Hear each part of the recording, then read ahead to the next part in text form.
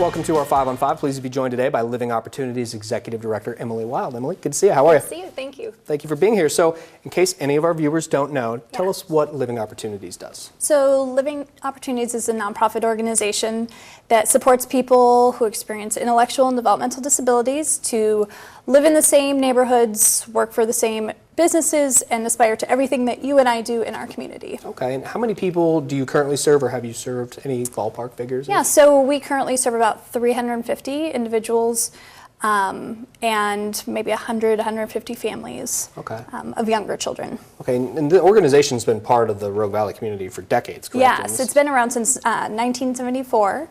And been doing great work ever since. Clearly, yeah, 40 years. Yeah. It's impressive. Okay, so are there any misconceptions perhaps out there about those with developmental or intellectual disabilities? Yeah, there definitely are. I think there's a common misconception that people with disabilities can't work.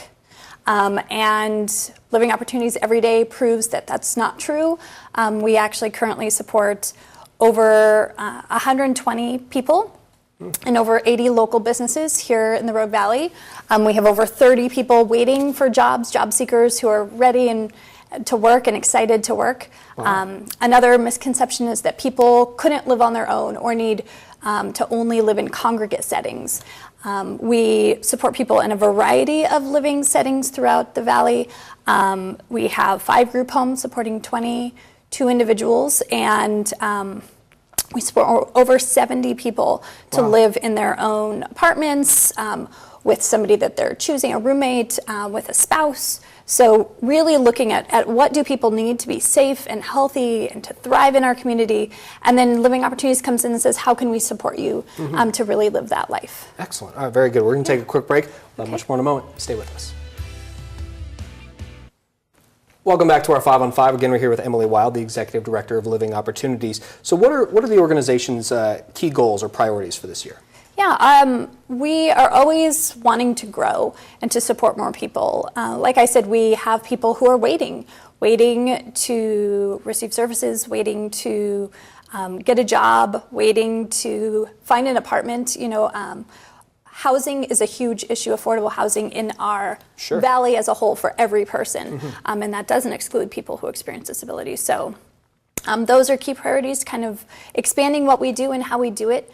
And really getting through this legislative session without major cuts to what we do and the services that we provide. So you're watching that very closely. Absolutely, very involved in I would imagine. So for the first time, Sesame Street, I have to ask you about this, has an autistic character. How do you feel about that, and are you following this? So I'm following it somewhat from afar. My kids are a little bit older now. My youngest son, Parker, experiences autism.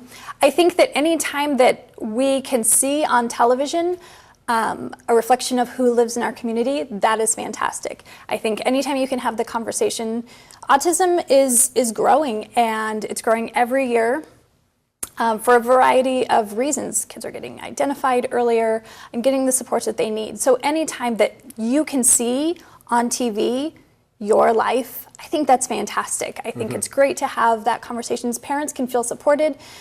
Kids can, I like the way they did it too. I read about how they really worked hard to say, we're going to interview a lot of families and find overall characteristics of autism and really not make a caricature of something. Yeah, the accuracy, of course, is important. If they're going to do it, they need to do it right. Right. I understand that. So I want to ask you about Lunch and Learn. What is that, and tell us how people can be a part of it. So every month we just host a lunch at our office, at our new administrative offices, and it's really an opportunity for people in the community to find out how they can get involved, to learn more about Living Opportunities. It's not a fundraiser at all. We don't ask for money. We don't ask of anything from you. We feed you, and you get to kind of hear about what we do, what's our why do we do it, and it's great because it's not geared towards a specific type of person.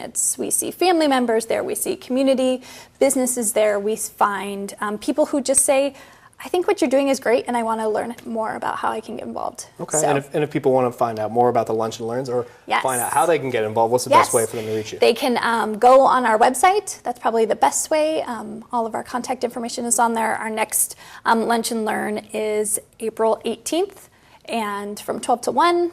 And it's kind of an easy, non-scary way for people to just kind of learn more about how they